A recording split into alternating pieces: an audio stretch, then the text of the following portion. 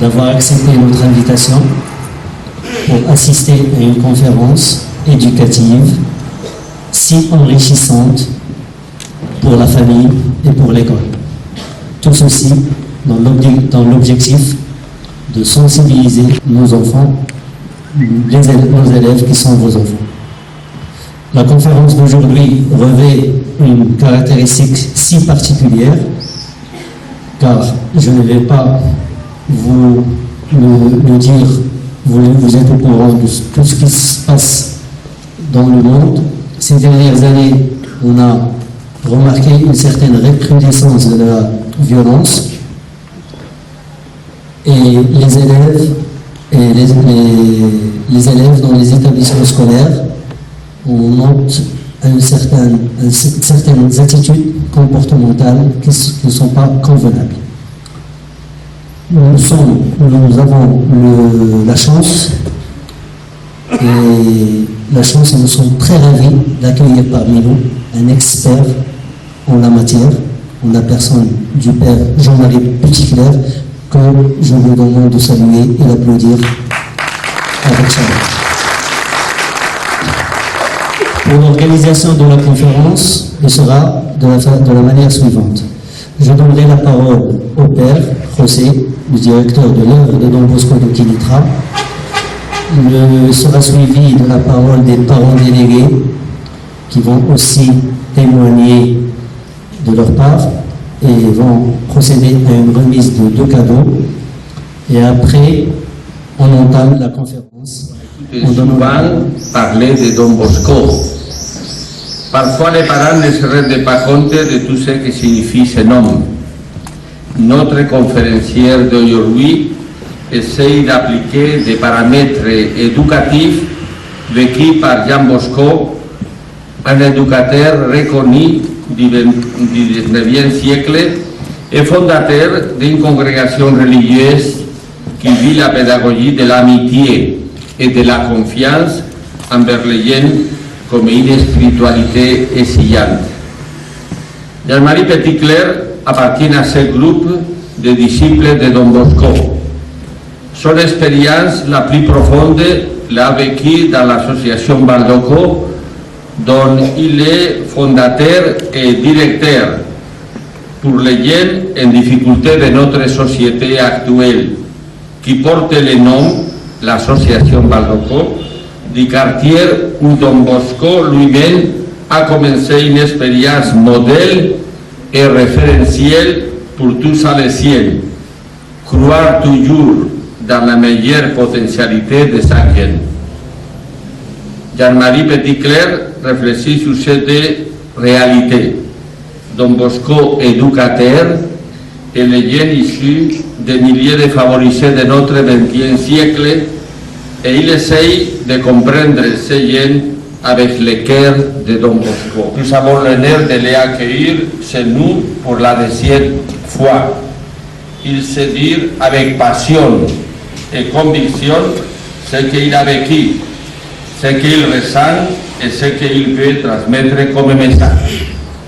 À lui la parole et notre remerciement anticipé pour tout ce que nous pouvons apprendre de lui. Merci beaucoup. Monsieur le directeur des écoles Don Bosco de Quinitra, Père José Antonio, mesdames et messieurs ici présents. Tout d'abord, c'est un honneur pour moi de prendre la parole au nom des parents délégués et à travers eux, au nom de tous les parents d'élèves des écoles Don Bosco, pour remercier tout d'abord l'administration d'avoir organisé cette conférence et pour la félicité du choix de notre conférencier d'aujourd'hui. Que dire à propos du père Jean-Marie Petitclerc?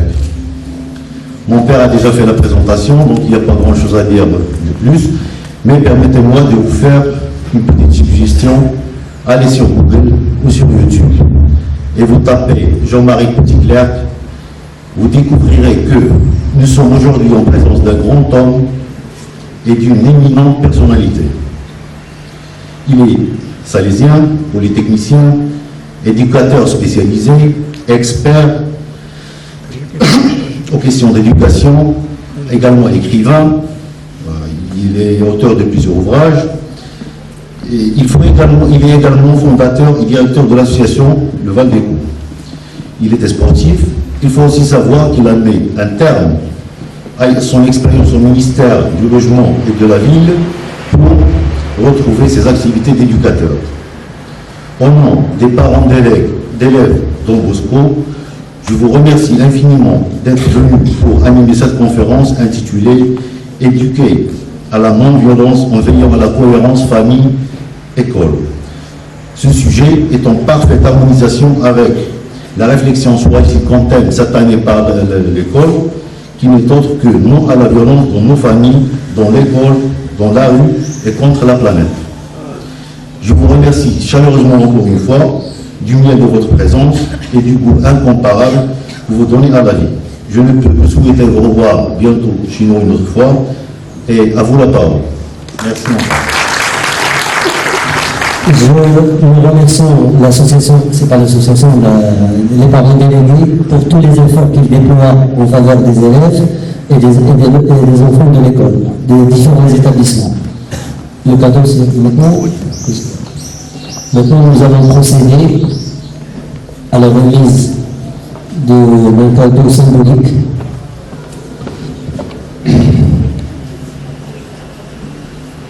Il faut qu'il le voie. Et on les applaudit, s'il vous plaît.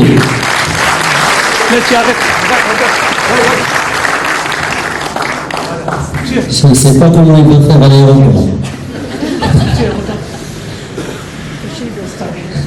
Et le l'autre, voilà, il faut que tout le monde le voit. Ah, super. On l'applaudit encore.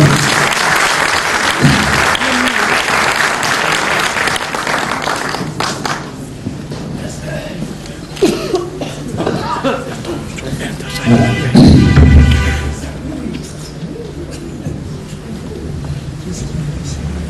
Donc nous n'allons pas tarder. Nous allons donner la parole au Père, mais je tiens à signaler une donnée très importante. Le Père, il s'inspire des intuitions anticipatrices de Don Bosco. Dans tous ses œuvres, dans tous les livres qu'il a écrits, entre autres Éduquer ou Enfermer, et je crois qu'il va le citer dans son intervention, s'il veut bien sûr. De passer ces quelques jours à Kénitra. Comme vous le savez, je travaille depuis une quarantaine d'années comme éducateur en France, auprès d'adolescents majoritairement domiciliés dans les quartiers que là-bas on qualifie de sensibles, parce qu'ils sont parfois sujets de scènes de violences urbaines. Et dans ces jeunes que je fréquente, que j'accompagne, il y a une part importante de jeunes issus de l'immigration maghrébine, africaine, part importante de jeunes d'origine marocaine. Je sais combien reste fort l'attachement à leur pays, à leur religion, à leur tradition, et je me réjouis de pouvoir avoir pu rencontrer ces jeunes Marocains de l'école, du collège Don Bosco, de l'EJUXPEL, ici dans leur pays. Et je voudrais charger, vous, les parents, que j'ai la joie de rencontrer ce soir, de les remercier pour la qualité de leur accueil, de leur implication, de leur écoute.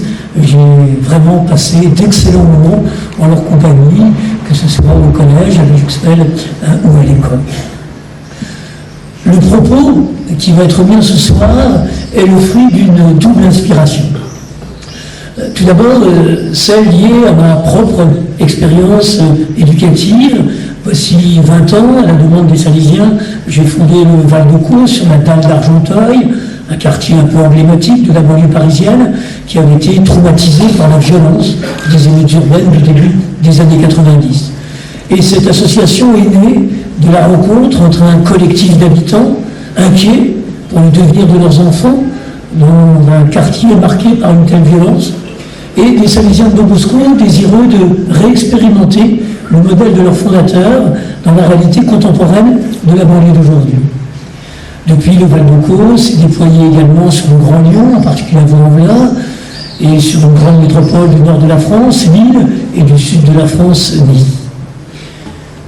La difficulté principale de ces jeunes que nous accompagnons réside à mes yeux dans le fait que tous les jours ils passent par 3 lieux, tous les jours ils passent du temps en famille, ils passent du temps à l'école, et puis ils passent du temps dans la rue avec les copains.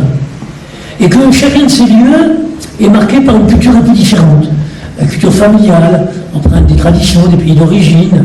Je travaille en milieu pluriethnique, pluriculturel, plurireligieux. La culture scolaire, empreinte en France des traditions républicaines, que nous dit-on aujourd'hui dans notre pays, sur les valeurs de la République. Et puis cette culture de la rue qui est fondamentalement devenue une culture de l'entre-jeune, les adultes ayant un peu déserté l'espace public. Culture qui s'est forgée ses propres codes de comportement, ses codes engagés. Il me semble d'ailleurs qu'une évolution importante de la jeunesse de France, mais je crois que c'est aussi une évolution de la jeunesse marocaine, réside dans le fait que cette culture de l'entre-jeune a tendance à devenir de plus en plus prégnante, tendance parfois à envahir l'école, et puis elle a tendance à marginaliser un peu la famille. Vous savez, la grande différence entre l'adolescent que j'étais et l'adolescent que j'accompagne aujourd'hui, c'est que lorsque moi-même j'étais adolescent, lorsque je quittais l'école pour entrer en famille, je quittais l'univers de mes copains pour m'inscrire dans la sphère familiale, alors qu'aujourd'hui, avec leur portable, avec les inscriptions qui sont là dans les réseaux sociaux, ils ne quittent jamais l'univers des copains. Ils sont toujours en lien. Je partageais un repas avec une famille et l'adolescent était en train de tweeter entre les plats. Donc combien nous sentons que c'est pas l'enfant, l'adolescent dans ces 3 champs de vie, alors que le travail social classique est parfois un peu cloisonné. Le rejoindre dans le champ de la rue, toutes les actions que nous menons de l'école, toutes les actions que nous menons en termes d'accompagnement scolaire, et puis d'initiatives que nous prenons pour prévenir le décrochage scolaire, et puis le rejoindre dans le champ de la famille, toutes les actions que nous menons dans le registre du soutien à la parentalité. Les relations parents, adolescents ne sont pas toujours très faciles, et le Val-de-Caux est ce lieu où on peut à la fois accueillir l'adolescent, accueillir les parents, et essayer de travailler à une amélioration du lien familial. Rejoindre l'enfant dans sa globalité, parce que nous le savons tous, l'enfant, l'adolescent peut avoir un comportement un peu différent lorsqu'il est dans la famille au sein de la fratrie, lorsqu'il est à l'école dans le groupe classe, et lorsqu'il est avec sa bande de copains sans aucune présence d'adulte.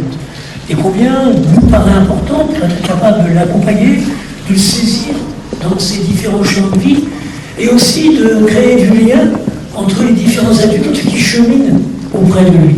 Le maître mot de tenter de créer du lien entre les adultes qui cheminent avec lui en famille, les parents, les oncles, les tantes, les adultes qui cheminent avec lui à l'école, les enseignants, et puis ceux qui cheminent avec lui dans le champ des loisirs, les animateurs, les éducateurs. Et d'essayer de travailler à la mise en cohérence de ces différents acteurs, s'agissant d'établir une corrélation entre le niveau de violence d'un enfant, d'un adolescent, et le niveau d'incohérence des adultes qui l'accompagnent sur son itinéraire de croissance. Je crois que le premier droit de l'enfant, et nous y reviendrons, c'est le droit à la cohérence des adultes qui l'accompagnent sur son itinéraire de croissance. La deuxième source d'inspiration, c'est l'héritage de Don Bosco, dont nous venons de fêter le bicentenaire. Un éducateur qui connut lui aussi une période d'intense mutation sociétale, puisqu'on passait de la société rurale et paysanne à la société urbaine, industrielle, de paysans, petits-fils de paysans, arrière-petits-fils de paysans, puissent se projeter dans un avenir d'ouvriers, dans une de ces usines fumantes qui voyaient poindre à l'horizon. Et combien nos adolescents d'aujourd'hui ont parfois du mal à se projeter dans l'avenir lorsque les économistes nous disent que nous ne connaissons en gros que 50% des métiers qui s'exerceront en 2050 et qu'ils assistent parfois à l'effondrement de pans entiers d'économie traditionnelle et que les nouveaux métiers liés à l'économie numérique tardent à se structurer. Et puis il est aussi plus difficile d'être parent, d'être enseignant, d'être éducateur, parce que la société connaît un véritable bouleversement. Il n'y a plus forcément d'harmonie autour d'une hiérarchisation des valeurs. Et dans un tel contexte, Don Bosco était porteur de 2 grandes intuitions qui me paraissent tout à fait pertinentes pour notre aujourd'hui. La première, c'est que l'essentiel en éducation, c'est la qualité de la relation adulte-jeune. Don Bosco nous lègue une pédagogie fondée sur la qualité de cette relation. Il aimait dire, sans affection, pas de confiance, sans confiance, pas d'éducation. C'était le fil rouge de sa pensée pédagogique. Et la deuxième intuition, c'était de savoir décoder ces phénomènes de violence sur lesquels nous allons nous arrêter ce soir, savoir les décoder comme symptômes de la faillite de l'accompagnement éducatif. Je m'explique. On parle beaucoup d'une montée de la violence. On s'inquiète de cette montée de la violence chez la jeune génération. D'ailleurs, parfois, on présente les jeunes comme étant les principaux auteurs de violence. N'oublions pas qu'ils en sont aussi les principales victimes. 80% des actes de violence commis par les jeunes le sont à l'encontre d'autres jeunes. Mais si nous réfléchissons un peu, n'oublions pas que la violence, c'est naturel. La manière naturelle de régler un conflit, c'est la violence. A en conflit avec B, vous supprimez B, il n'y a plus de conflit. La manière naturelle d'exprimer sa colère, c'est la violence. Si je commence à balancer toutes les chaises dans cette salle, vous allez vous dire, je suis vraiment en colère. Ce qui n'est pas naturel, et qui est le fruit de l'éducation, c'est la convivialité et la paix. La capacité d'établir une relation pacifique avec celui qui est en désaccord avec nous, avec celui qui est un obstacle sur notre route. Ça, c'est pas naturel. C'est le fruit de l'éducation. Autrement dit, pour Don Bosco, le problème de la violence des enfants et des adolescents n'était pas d'abord un problème d'enfants, d'adolescents. J'entends parfois des parents, des instituteurs, des animateurs me dire « mais que se passe-t-il? Ils viennent de plus en plus violents, de plus en plus tôt. » J'aime répondre, le bébé du XXIe siècle ne naît pas plus violent que le bébé du XXe. Ils naissent tous les deux tout aussi violents, incapables de résister à la moindre frustration. Le problème de la violence des enfants et des adolescents, c'est d'abord un problème d'adultes.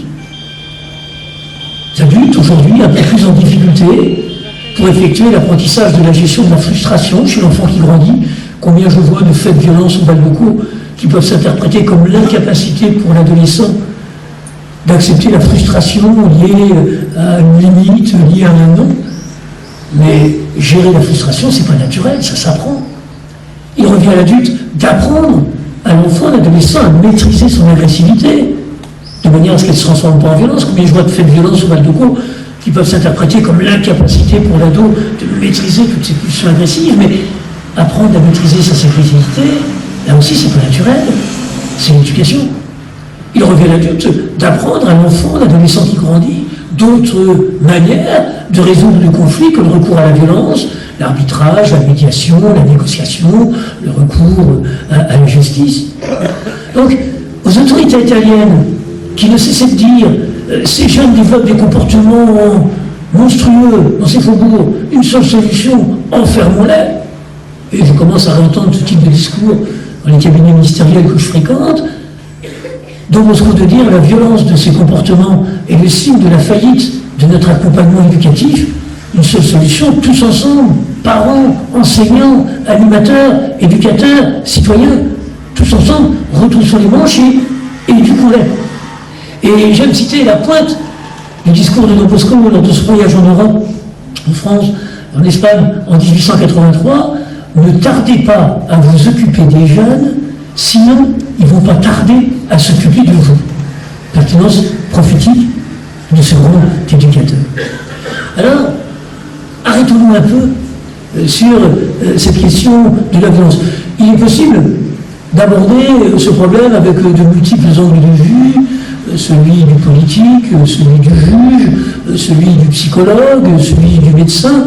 Il ne vous étonnera pas que je développe devant vous le point de vue d'un éducateur, confronté, parfois même au quotidien, à la violence dans sa pratique d'accompagnement éducatif.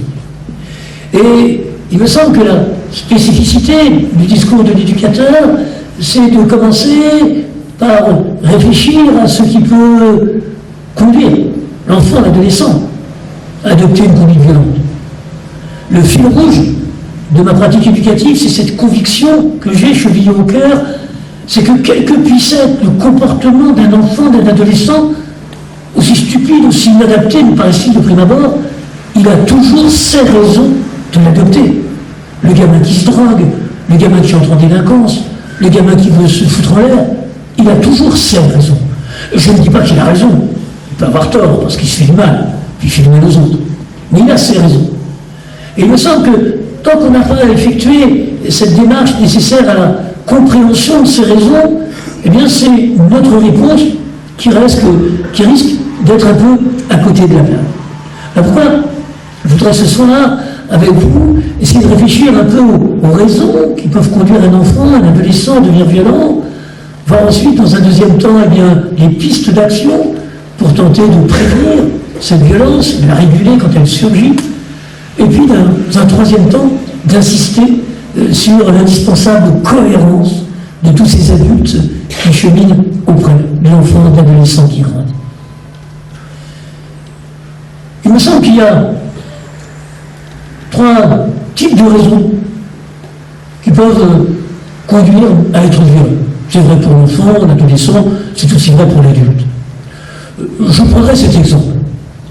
J'imagine l'un d'entre vous, parce que la violence n'est pas que du côté des enfants, elle est aussi dans le cœur de chacun, j'imagine l'un d'entre vous convoqué chez son chef, qui lui fait une remarque sur son travail. Je prends cette scène. Convoqué chez un chef, il fait une remarque sur son travail, on n'accepte pas cette remarque, et on sent une bouffée de violence monter en nous. J'aime dire qu'il y a 3 explications possibles. La première explication, c'est que ça s'est tellement mal passé, la veille au soir, avec votre épouse ou avec vos gamins, ou bien vous avez cassé votre voiture en venant au rendez-vous, que vous ne supportez rien. Là, je parle d'une violence, mode d'expression d'un mal-être. Plus je suis en situation de tension intérieure, plus je me sens habité par des problèmes, moins je suis capable de supporter une remarque de l'extérieur. Deuxième explication, vous êtes fait tellement de fois avoir par votre chef, ou à chaque fois vous rentrez dans son bureau avec vos idées, puis vous sortez avec les siennes, que vous dites cette fois-ci ça ne se passera pas comme ça, j'ai quand même un point de vue à défendre, vous vous crispez et vous devenez violent. Là, c'est ce que j'appelle la violence mode d'affirmation de soi. Lorsque je me sens un peu en danger dans la relation, avec un risque d'humiliation, j'ai tendance à recourir à la violence dans une sorte de geste de survie. J'existe, vous êtes obligé de tenir compte de moi. Et puis, le troisième scénario, vous êtes en désaccord total avec votre chef, vous pensez qu'il est inapte au dialogue, et vous pensez que la seule manière d'essayer de le faire changer d'avis, c'est de faire pression sur lui par votre violence. Là, j'appelle cela la violence mode d'action. J'utilise la violence dans une stratégie d'action qui va me permettre d'obtenir des choses. Alors, vous voyez bien que si je mettais une caméra de télévision dans le bureau, je vois la même chose. Je vois un subordonné, violent, à l'égard des responsables. Mais si j'analyse un petit peu la situation, ces 3 types de violence n'appellent pas forcément le même type de réponse. À l'école, on a ces 3 types de violence. On a parfois une violence qui est importée à l'école. Je faisais réfléchir ce matin les collégiens sur ce qui peut conduire à la violence. Et certains de dire, mais quand on arrive, la tête pleine de problèmes, parce qu'il y a des problèmes à la maison, on n'est pas bien, eh bien on s'énerve facilement et puis on devient violent. Ça, c'est la violence mode d'expression. Il y a parfois une violence qui peut être fabriquée par l'école. Je parlais de l'exemple de l'enfant de primaire qui, de 9h à midi, est vécu comme nul en histoire, nul en géo, nul en calcul, nul en orthographe. Eh bien, arrivé l'heure de la récréation, il va faire peur au chouchou de la maîtresse, en disant « Ah, on rigole bien maintenant, hein. Là-haut, c'est pas qui me voit, mais maintenant j'existe. » Là, c'est la violence d'affirmation de soi. Et puis, il y a la violence du racket, qui est tout à fait autre chose. Je connais des enfants qui sont capables d'être très violents le temps d'obtenir le blouson du voisin, puis une fois qu'ils l'ont obtenu, ils deviennent très calmes. Là, c'est la violence mode d'action. Alors, je crois que c'est important de réfléchir un peu à ces 3 significations de la violence. Tout d'abord, la violence mode d'expression. Très souvent, derrière le plus violent se cache le plus souffrant. Et se cache quelqu'un qui a du mal à trouver les mots pour pouvoir exprimer son mal-être. Alors, il utilise un peu la violence comme une sorte de langage en acte. Des études ont été menées en France pour montrer le lien existant entre la violence et la pauvreté de vocabulaire. Études menées par exemple dans les grands quartiers de mineurs des prisons de la région parisienne. Autour de 400 mots, pas grand-chose, hein, 400 mots, hein, pour pouvoir dire ce qu'on ressent. Et combien on découvre que ces jeunes qui utilisent la violence comme mode d'expression sont des jeunes que je qualifierais un peu d'handicapés du langage émotif. Parce que vous savez, le langage, je parle du langage courant, hein, pas du langage philosophique ou du langage technologique, mais le langage courant, il répond à 3 types de fonctions. Il peut me servir pour décrire l'environnement, langage descriptif, je suis dans une salle éclairée. Il peut me servir pour parler de l'action que je mène. Je fais une conférence, vous m'écoutez. Et puis, la troisième fonction, c'est la fonction émotive. Il peut me servir pour mettre des mots sur ce que je ressens. J'ai du plaisir à vous partager mon expérience. J'espère que vous ennuyez pas trop. Eh bien, ces 40 années de pratique du métier d'éducateur m'ont fait découvrir que, très souvent, les jeunes les plus violents sont des handicapés du langage émotif. Ils ont énormément de mal à mettre des mots sur ce qui se ressent. Et parfois, c'est plus fréquent chez le garçon que chez la fille. Parce que quand on écoute une bande de garçons, la dominante du langage, c'est le langage performatif. Qu'est-ce que tu fais cet après-midi? Fais un entraînement de foot, est-ce que tu viens de voir? Alors que chez les filles, le recours au langage émotif est parfois plus évident. Ah, tu crois qu'il m'aime encore? Mais non, je vois dans nos tribunaux en France, 90% des actes de violence sont commis par des garçons. D'autant que, parfois, dans une ancienne culture, on se rend compte qu'une fille qui pleure, c'est plutôt une qualité, c'est une fille sensible. Un garçon qui pleure, c'est un lâche. Moi, je vois dans la culture du quartier où je suis, la seule manière pour un garçon de montrer qu'il ne va pas bien, sans fragiliser son image, eh bien, c'est de casser, d'agresser. Moi, personnellement, quand je me promène dans la rue, je ne me sens pas agressé par l'abribus. Bon, un jeune qui se promène dans la rue, puis qui se sent agressé par l'abribus, au point de devoir le détruire, on peut se dire qu'il y a quelque chose qui ne tourne pas rond dans la tête. Mais en cassant l'abribus, il montre à tout le monde qu'il ne va pas bien, mais sans fragiliser son image. Parce que s'il se mettait à pleurer, parfois c'est vraiment des histoires à pleurer, ces histoires de casseurs, s'il se mettait à pleurer, aussitôt, il serait taxé de l'âge et il n'aurait plus sa place dans la bande des garçons. Donc ça, c'est la violence qui va me faire lire, à exprimer mal. Deuxième type de violence, la violence mode d'affirmation de soi. J'existe, vous êtes obligé de tenir compte de moi. Et je veux dire, ça marche. Moi, je le vois en France, j'ai beaucoup travaillé auprès du ministre de la Ville sur la question des émeutes urbaines, mais très souvent, quand on discute avec les jeunes, ils disent de toute façon, quand on n'est pas violent, on ne s'intéresse pas à nous, il ne se passe rien, et puis c'est simplement quand on devient violent qu'on fait des émeutes, alors là, qu'on s'intéresse à nous et puis qu'on prend des mesures pour nous. Voilà. Donc, il utilise cette violence pour attirer l'attention. J'existe, vous êtes obligé de tenir compte de moi. Et c'est une violence que le jeune va avoir tendance à utiliser lorsqu'il a une assez mauvaise image de lui-même. Toutes les études, en particulier les travaux d'amis canadiens, ont montré qu'on pouvait établir une corrélation souvent entre le niveau de violence d'un enfant, d'un adolescent, et puis sa mauvaise estime de soi. Lorsque j'arrive à penser dans ma tête que la seule manière de me prouver que j'existe, c'est d'écraser l'autre, c'est que quelque part je suis un peu à l'appel pour me faire reconnaître par mes talents et mes compétences. D'ailleurs, on s'aperçoit en France que la quasi-totalité des faits de violence à l'école sont les faits de jeunes qui ne réussissent pas à l'école. Le jeune qui réussit à l'école, il va être gratifié par ses bonnes notes, par les appréciations des professeurs, il n'a pas besoin de recourir à la violence pour se prouver qu'il existe. Or qu'effectivement, un jeune qui se sent nul, lui, parfois, la seule manière de prouver qu'il a de la valeur, c'est de dire, bah oui, tu te moques de moi parce que je suis nul, mais moi, je suis plus costaud que toi, j'existe. Donc, et on voit, alors je l'ai vu ce matin en écoutant des collégiens, combien il liait parfois la violence à l'affirmation de soi. Si je veux exister, si je veux être reconnu par les copains, il ne faut pas que je me fasse savoir, il faut... Ceci peut jouer aussi dans la relation adulte. Donc, vous savez que la relation un parent adolescent est une relation parfois un peu difficile. On parle d'une crise de l'adolescence, mais en fait c'est une crise de la relation parent-adolescent. Parce que là, je m'appuie sur les travaux du professeur Jamet, qui était un éminent pédopsychiatre de la faculté de Paris. Et il dit la relation de l'adolescent à l'adulte, elle est éminemment paradoxale. C'est qu'à la fois il a besoin d'adulte, il sait bien que sans lui il ne peut pas être encore autonome dans la société, et puis cet adulte dont il a besoin, quelque part il le sent un peu comme menaçant par rapport à son désir d'autonomie. il n'a plus envie d'être dans le oui papa, oui maman, oui monsieur le directeur, tout ça, ça lui rappelle la petite enfance, et il dit attends, je deviens grand, il faut que je sorte de ce...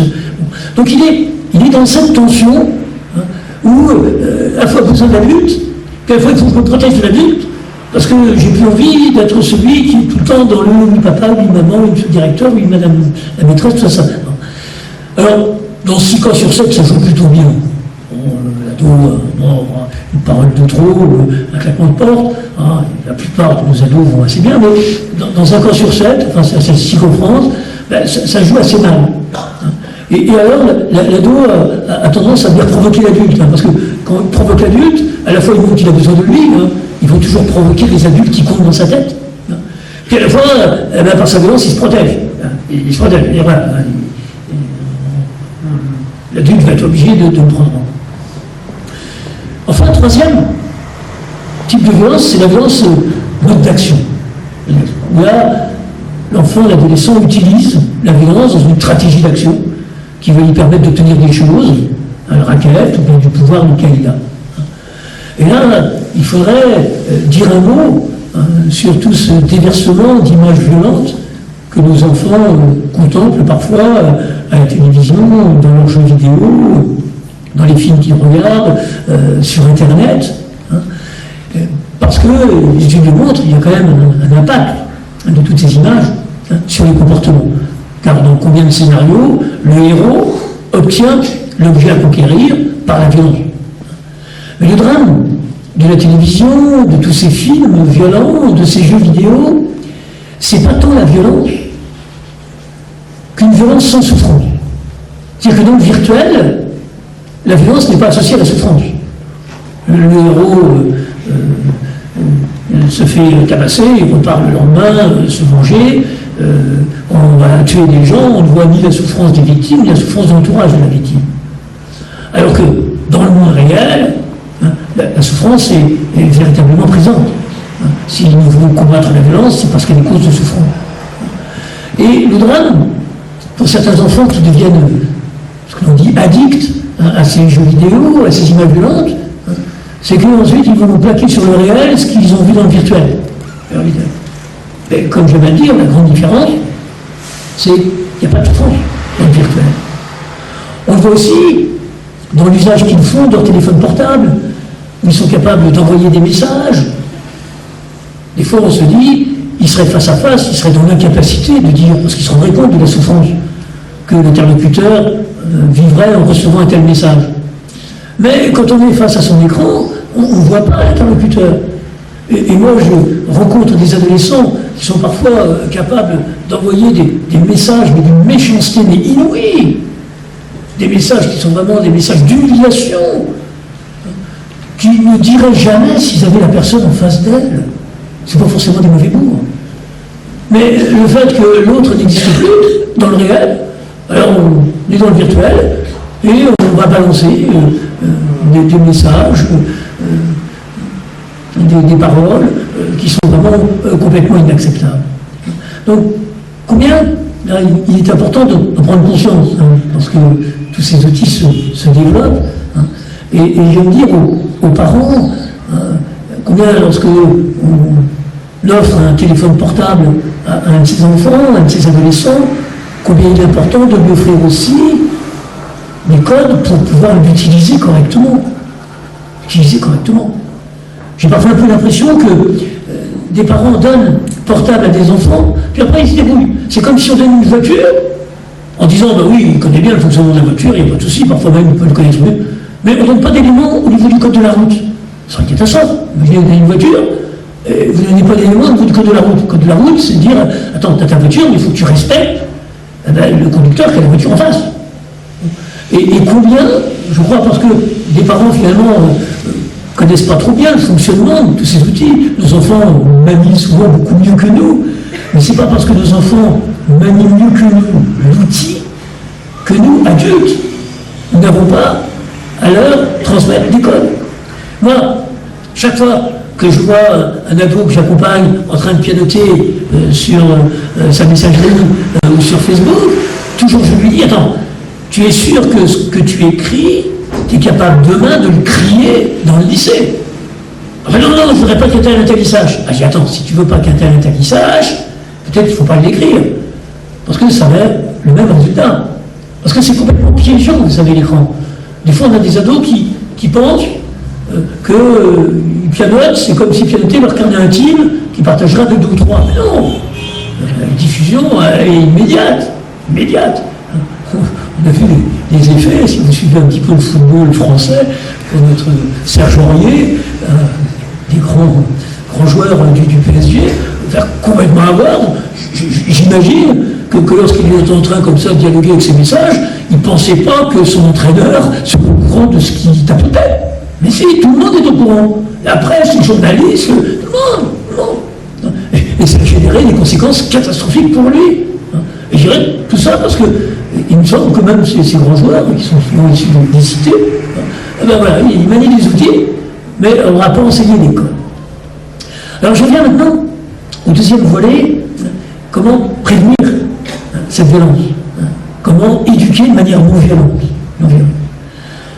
Face à la violence mode d'expression, je dirais que la meilleure prévention, c'est l'écoute. Je crois que c'est essentiel. J'ai envie de dire, j'accompagne des familles où parfois l'adolescent pose de graves problèmes de comportement. Je dis, mais tant que vous êtes à l'écoute, voilà, il y a moyen d'avancer. Ce qui est important, c'est de continuer le dialogue. Et de permettre à l'enfant, à l'adolescent, de pouvoir exprimer son mal-être, ses problèmes qu'il habite. J'aime dire que parfois la tête, ça fonctionne un peu comme une marmite, et si le couvercle est mis sur la marmite, c'est-à-dire que le jeune n'a absolument aucune soupape, ne peut pas parler, eh bien de temps en temps ça explose.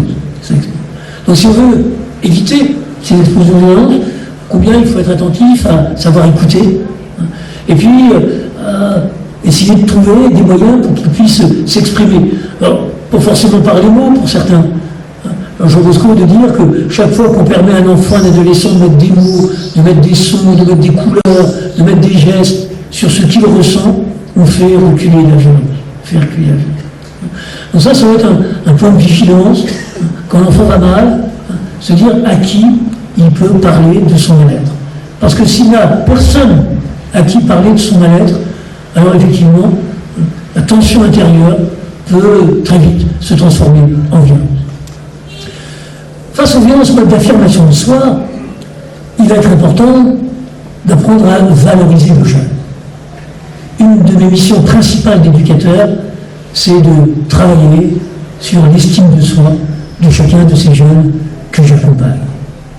Alors qu'est-ce que ça signifie, valoriser les jeunes? Bien sûr, il ne s'agit pas de bénir tous les comportements de transgression, les actes de violence, mais il s'agit, pour moi c'est essentiel, de ne jamais réduire son enfant, son adolescent, à ses comportements ou ses performances de l'aujourd'hui. Je m'explique. S'il est un adjectif que j'utilise jamais dans mon vocabulaire d'éducateur, c'est l'adjectif délinquant pour qualifier un jeune. Et pourtant, Dieu sait si bon nombre de jeunes du Val-de-Caux commettent moult délits. Mais c'est quoi un délinquant? Si je prends la définition du dictionnaire, un jeune est délinquant parce qu'il a commis un délit. Le drame, c'est que dans la tête des gens, cela devient très vite, un jeune commet un délit parce qu'il est délinquant. C'est terrible les effets pervers de cette inversion de causalité. On va faire des délinquants une sorte de groupe de jeunes dont la caractéristique est de produire du délit. Je veux dire, qu'y a-t-il de commun entre l'adolescent de 16 ans qui s'utilise la carte bleue de sa voisine et l'adolescent de 16 ans qui va agresser sexuellement une gamine de 4 ans? Je ne vois mais aucun trait de personnalité commun. Aucun. Bien sûr, ils sont tous les deux délinquants au sens de la loi et répondront de leurs actes au tribunal pour enfants. Et toute ma posture d'éducateur fidèle à Don Bosco consiste à dire aux jeunes, tu as commis un délit, ça c'est la réalité, mais pour moi tu n'es pas délinquant. Alors pourquoi je me mets en colère après toi? Alors pourquoi je te sanctionne? Oui, tu serais délinquant, c'est normal que tu commettes des délits. Mais c'est bien que pour moi tu n'es pas délinquant, qui fait qu'il ne faut pas supporter ton délit. C'est que lorsqu'on reprend un jeune, c'est toujours de reprendre de manière ferme sur son comportement, mais en ne cessant pas de valoriser sa personne. J'aime dire, vous savez que l'art d'exercer une fonction d'autorité, c'est la capacité de faire passer comme message je te dis non parce que je t'aime. Je n'aurais rien à cirer de toi. Je n'aurais rien à cirer de ton avenir. Je te laisse à faire n'importe quoi. C'est parce que tu as du prix à mes yeux, parce que ton avenir m'intéresse, que je pose cette limite, que je pose ce repère, que je te sanctionne. Que je te sanctionne. Excusez ce trait de vulgarité, est complètement différent de dire à un adolescent, t'as fait une connerie, mais t'es con. On ne dit pas la même chose. C'est la même différence entre t'as commis un délit et t'es délinquant. On ne dit pas la même chose. J'aime dire à l'école, c'est la même différence, et j'y reviendrai demain avec les enseignants, entre ta copie est nulle et t'es nul. On ne dit pas du tout la même chose. Les enfants qui souffrent le plus à l'école sont parfois les enfants qui ont eu la malchance de rencontrer des enseignants qui ont confondu le champ de la performance et le champ de la personne. Qui au lieu de dire ta copie vaut 2, ça c'est une réalité, à l'instant T, au moment du contrôle, en fonction du référentiel de notation, cette copie vaut 2. Mais au lieu de dire ta copie vaut 2, il faut passer comme message tu vaux 2. Alors si le jeune commence à s'identifier à sa note, alors il va commencer à se considérer comme mauvais, il va se considérer comme nul. Et comment sera-t-il capable de progresser? Combien il est important de dire, je t'ai mis 2, et puis je te gronde, je te sanctionne, mais c'est parce que je sais que tu vaux beaucoup mieux que cela. Si je pensais que tu valais pas mieux que cela, je serais filé. Hein. C'est bien, quand je te réprimande, c'est parce que je sais que tu vaux beaucoup mieux que ce que tu m'as montré par ton comportement, ou ce que tu m'as montré par ta copie, que je te réprimande. Et combien il est important que l'enfant entende ce message, que vous le rendez, non pas parce qu'il est nul, mais parce que vous pensez qu'il vaut beaucoup mieux que ce qu'il a produit. Et donc, effectivement, c'est un encouragement à mieux faire. Face à la violence et mode d'action, alors là, je ne connais pas d'autres moyens de la prévenir que de l'interdire. Rien ne doit s'obtenir par la violence. Et pas d'autre moyen de la réguler que de sanctionner. Alors, j'utilise à dessein ce mot de sanction et pas celui de punition. C'est un petit peu différent. C'est quoi la différence? C'est qu'on sanctionne un acte alors qu'on punit une personne. La punition, il y a toujours un peu d'humiliation. La sanction, c'est un outil de responsabilisation. La sanction de bonnes études, c'est la réussite à l'examen. Je suis pas répressif en disant ça. La sanction d'une transgression, c'est l'obligation de réparer. Cette sanction doit être éducative. Je crois qu'il faut que l'enfant comprenne le sens pour qu'elle lui soit profitable. Alors, quels sont les critères pour qu'une sanction soit éducative? Je pense qu'il y a un double critère. Il y a ce que je qualifie de critère de pertinence. Il doit toujours exister un lien visible dans la tête de l'enfant entre le contenu de la sanction et l'effet de la transgression. Voilà. Un enfant qui casse un carreau à l'école. On va dire, écoute, petit bonhomme, il va falloir réparer. Bon. Alors, peut-être que c'est pas lui qui va le réparer, parce que s'il a 8 ans, il n'a peut-être pas encore les compétences pour le faire. C'est l'agent d'entretien. Mais pendant que l'agent d'entretien va réparer le carreau, il ne fera pas d'entretien. Alors toi, ce que je vais te demander, c'est d'aller nettoyer la cour pendant 1 heure. Voilà. Quand je dis critère de pertinence, c'est pas forcément que ça colle tout à fait. Mais c'est une transgression dans le non-respect du matériel, eh bien on a une sanction dans le registre du respect du matériel. Par contre, si l'enfant bavarde, puis je l'envoie balayer la cour, je ne vois vraiment pas le rapport. Au contraire, ça peut contribuer à dévaloriser le travail manuel. Le jour où il rencontre un éboueur, il va se dire, voilà, quelle bêtise ils ont fait ceux-là. Non. Si l'enfant n'a pas fait son travail, on lui en retenu, on lui offre un espace-temps pour qu'il le fasse, ça me paraît pertinent. Mais s'il a travaillé comme un malade, et puis il n'a rien compris, et il a 2, et tous ceux qui ont moins de 5 sont retenus, si on ne profite pas de la retenue pour l'aider, ça n'a pas de sens. La pertinence, c'est de se dire que la sanction, elle doit avoir pour effet de permettre la réparation. Si la loi est bien posée, si l'enfant enfreint la loi, eh bien ça cause des dégâts collatéraux, comme on dit. Eh bien, il faut que la sanction, ça lui permette de contribuer à réparer ces dégâts.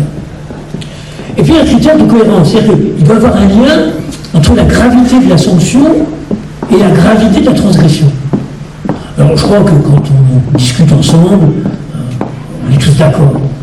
Mais dans la vie quotidienne, parfois il m'arrive plutôt de voir un lien entre la gravité de la sanction et la gravité de l'état de colère de celui qui sanctionne, plutôt qu'entre la gravité de la sanction et la gravité de la transgression. Des fois, on est tellement fatigué, on est plus fatigué du travail, on ne sait pas, gigantesque, alors qu'on perd de vacances, ça me rappelle une proportion. L'enfant, il va avoir du mal à comprendre. Il va dire pourquoi, alors, si je fais cette bêtise-là, à tel moment, ça me vaut une énorme sanction, puis si je fais cette bêtise-là à tel moment, ça me vaut une petite sanction. Donc combien il faut important de prendre un petit peu de distance par rapport à son état de colère. Moi, c'est le conseil que je m'applique, et puis je demande à mes éducateurs d'appliquer, c'est de toujours différer le moment où on rappelle la règle, qui peut se faire avec colère, que l'enfant se rende compte qu'il a commis un écart, du moment où on énonce la sanction, là, qui va pouvoir se faire avec douceur. Moi, quand un écart est commis au Val de Caux, je suis capable de piquer une colère théâtrale, en disant, mais c'est absolument pas possible d'avoir effectué une chose pareille, et je désigne colère, le jeune responsable, en disant, et toi, dans une demi-heure, je te verrai dans mon bureau. Lorsque je reçois le jeune dans mon bureau, je reçois de manière très calme. Je ne pense pas que je le sanctionne à cause de ma colère. Je vais le sanctionner de manière à ce qu'il puisse réparer la bêtise qu'il a fait et qu'il puisse reprendre sa place dans le groupe. C'est ça. La sanction éducative doit être cette sanction qui permet à la fois de réparer, à la fois de reprendre sa place. Et combien, si on veut éduquer nos enfants à la non-violence, combien il faut essayer de s'éviter soi-même d'être violent. Parce que si le but c'est de faire comprendre à l'enfant qu'il ne doit pas être violent, si moi j'utilise un moyen violent pour lui faire comprendre, dans sa tête ça va devenir un petit peu incohérent.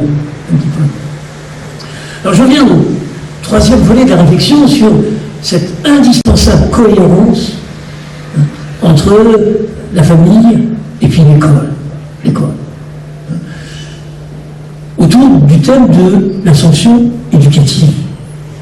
Combien je crois qu'il est important que tous nous soyons d'accord que lorsqu'on sanctionne l'enfant, c'est pour lui permettre de prendre conscience de l'écart qu'il a commis, lui permettre de le réparer et lui permettre de reprendre sa place. Je crois que c'est ça, sanctionner. Faire prendre conscience à l'enfant de l'écart qu'il a commis, lui permettre d'être associé à la réparation et puis lui permettre de reprendre sa place. Combien cette ligne d'action doit être partagée entre l'école, l'équipe enseignante, et puis les parents. Et combien, j'ai envie de dire que l'enfant a besoin de cette cohérence. Il a besoin d'abord de la cohérence personnelle, à la fois des enseignants et des parents. Et vous savez que cette cohérence, c'est une cohérence entre le dire et le faire. Le fait ce que je dis, mais pas ce que je fais, ça ne marche plus en éducation. Et je crois que être éducateur, c'est d'abord veiller à cette cohérence personnelle. Il faut que l'enfant voit bien que ce que je lui dis, ce que je lui dis de faire, c'est aussi ce que je m'oblige moi-même à faire. Sinon, ça devient complètement incohérent. Je veux dire, un enseignant qui reprend vertement un enfant parce qu'il a eu 5 minutes de retard et qui ne s'excuse pas quand lui a 5 minutes de retard, c'est un enseignant qui n'est pas cohérent. Si faire comprendre à l'enfant qu'être à l'heure c'est important, eh bien, il faut à la fois que l'enseignant soit capable de réprimander l'enfant qui est en retard, mais il faut aussi qu'il soit capable de s'excuser parce que lui est en retard. C'est ce que je veux dire. Ça paraît très important aujourd'hui, parce que les enfants sont très attentifs à cette cohérence. Ils vont accorder de l'importance à la parole de l'adulte s'ils sentent qu'il est cohérent. Alors, être cohérent, c'est pas forcément être exemplaire. C'est pour ça que je prends ce mot. Parce qu'il faut avoir l'humilité de reconnaître que moi aussi, parfois quand je suis fatigué, il peut m'arriver peut-être d'avoir une parole, une attitude qui ne sont pas tout à fait en conformité avec les principes de la pédagogie de Don Bosco, dont je me fais le champ. Mais à ce moment-là, il s'agit de s'excuser. Parce que des fois, on croit que reconnaître son erreur, c'est s'aborder son autorité. Moi, je crois que c'est pas vrai. L'enfant, il voit l'erreur. Si on ne la reconnaît pas, on s'aborde sa crédibilité. Et cette crédibilité, c'est elle qui est source d'autorité. Bon, peut-être pas se tromper tous les jours, quoi. Mais l'enfant est tout à fait capable d'accepter que l'adulte puisse à un moment ou un autre se tromper. C'est même rassurant pour lui. Parce qu'il ne serait entouré que d'adultes parfaits, il se dirait jamais j'arriverai à devenir adulte. Lui connaît ses failles et ses limites, s'il était entouré que des adultes parfaits, je dirais jamais j'arrive à le devenir. Donc, quelque part, que de temps en temps, il se rend compte qu'un adulte, ça peut aussi se tromper, c'est plutôt quelque part rassurant. Mais être cohérent, dire, c'est non pas être exemplaire, parce que s'il fallait que les enfants attendent que tous les adultes soient exemplaires avant qu'ils ne commencent leur mission éducative, je crains qu'ils attendent longtemps. Mais c'est que lorsque je commets une erreur, c'est la capacité de faire passer ce message que, attends, effectivement, mon frère n'a pas tout à fait été à l'auteur de mon dire, parce que là j'étais énervé, parce que là j'étais fatigué, je suis revenu, bon. Mais sache quand même que le dire que je te dis, c'est aussi celui que je m'applique. C'est ça qui est important. Le dire que je te dis, c'est aussi que je m'applique. Mais parfois, moi aussi, il m'arrive, parce que on est tous des hommes, des femmes, avec toutes les limites. Donc cette cohérence d'abord personnelle. Après, cette cohérence au sein de la famille, c'est la cohérence entre le couple, le papa, la maman. Bien sûr, on va réagir différemment. On réagit différemment quand on est papa ou quand on est maman. Et c'est important pour l'enfant. Mais ce qui est important, c'est que ça reste cohérent. Qu'il n'y ait pas quelque chose que l'un approuve et que l'autre désapprouve. Qu'on réagisse différemment, parfois d'un côté avec plus de tendresse, d'un côté avec plus de fermeté. Mais on peut être cohérent en réagissant différemment. Être cohérent, c'est pas forcément la même réaction. Mais c'est veiller qu'il n'y ait pas de contradiction. Vous savez, moi je vois en France, les enfants qui souffrent le plus du divorce sont parfois des enfants où les parents qui divorcent, incapables de gérer le conflit en adulte, se saisissent de l'enfant un peu comme objet dans le conflit, et puis mettent l'enfant dans la position de devoir dire du mal de la mère s'il veut être aimé du père, et dire du mal du père s'il veut être aimé de la mère. Alors que le rêve de l'enfant, ce serait que son père et sa mère continuent de s'aimer. Je veux dire que quand on est adulte, on n'a pas le droit. On n'a pas le droit de mettre l'enfant dans cette position-là, où pour faire plaisir à quelqu'un qu'il aime, il doit faire des plaisirs à quelqu'un qu'il aime. Donc ça oblige d'être cohérent. Au sein de l'école, ça oblige d'être cohérent en équipe. Surtout, je parle du collège. Il y a effectivement différents profs qui vont passer devant le jeune, et le jeune, lui, voit tous les profs. Si effectivement, alors pour un prof, c'est dramatique de poser ce geste, et puis pour l'autre, c'est complètement anodin, il ne va pas s'y retrouver. Et puis, troisième cohérence, c'est la cohérence entre la famille et l'école. La famille et l'école. Et encore, bien sûr, on va réagir différemment quand on est à l'école, quand on est dans la famille. Mais combien il est important que ça reste cohérent. J'aime dire qu'un parent qui critique un enseignant, ou un enseignant qui critique un parent, il contribue à l'affaissement de l'autorité de l'adulte. Alors un jour, peut-être certains en profiteront, mais parce que l'enfant va se dire, est-ce que je peux encore faire confiance à l'adulte si effectivement... Alors, combien cette cohérence nécessite parfois de dialoguer. Parce que vous connaissez votre enfant dans le contexte de la famille. L'enseignant le connaît dans le contexte du groupe classe. Mais sachez qu'un enfant, enfin moi je l'ai souvent vu, peut avoir un comportement très différent lorsqu'il est à la maison, lorsqu'il est à l'école. Parce que des fois, je vois des dialogues qui s'effectuent mal entre les parents et les enseignants. Les parents disent aux autres, vous n'avez pas le droit de dire ça de mon fils, je le connais mon fils quand même. Bien sûr, vous êtes ceux qui le connaissent le mieux. Mais vous le connaissez dans l'univers familial. Sachez que je connais des enfants qui peuvent être charmants dans l'univers familial et être détestables à l'école. Puis, parfois, il y a l'inverse. Il y a des fois des adolescents qui deviennent détestables en famille, parce qu'il y a toute cette rivalité, et puis qui restent charmants à l'école. Et combien c'est important, non pas de se critiquer, mais d'apprendre de l'autre comment se comporte l'enfant dans notre lieu. Je crois que les enseignants ont beaucoup à apprendre sur les élèves qu'ils ont, en sachant comment ils se comportent chez vous. Et je crois que vous aussi, par contre, vous avez beaucoup à apprendre en écoutant les enseignants, vous dire comment ils se comportent à l'école. Et il va s'agir de dialoguer.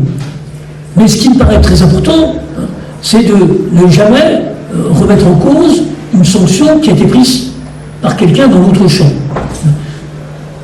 Parce que des fois, je vois des parents, sur le carré de correspondance, c'est complètement injuste, mon enfant ne fera pas sa sanction, on signe et on envoie le carnet. J'aime dire des fois à ses parents, est-ce que vous accepteriez, j'imagine qu'un jour vous donnez à votre fille l'autorisation de sortir jusqu'à 22h, et puis elle rentre à minuit. Alors bien sûr, vous la sanctionnez, et vous allez la priver de sortie, mettons, pendant un mois. Vous accepteriez pas que l'enseignant dise, c'est pas possible que tu aies des parents comme ça, on est en 2016, et puis ils t'interdisent, vous accepteriez pas, vous avez pris une sanction qui est dans le champ de la famille, suite à un comportement que l'enfant a eu dans la famille, il est hors de question qu'un enseignant se permette de faire un commentaire sur la sanction que vous avez prise. Je crois que ça doit jouer aussi en sens inverse. Un enseignant prend une sanction vis-à-vis de votre enfant dans le champ de la classe. Hein, bon. Bien sûr, vous allez avoir le ressenti de l'enfant, il semble être important d'aller discuter avec l'enseignant. Si vous dites, attendez, mon enfant, il a vraiment considéré ça comme injuste. Mais vous ne pouvez pas, vous, remettre en cause la sanction qui a été prise par un autre. Vous pouvez, à la limite, dialoguer pour qu'il puisse revoir un peu la sanction, parce que je crois qu'on s'enrichit par le dialogue. Hein. Mais j'ai envie de dire, combien ça me paraît important pour l'enfant. Moi, je vois que, vous le disiez dans le début de ma conférence, les enfants qui vont moins bien, ce sont les enfants qui souffrent de cette incohérence. Parce qu'après, on ne sait plus trop.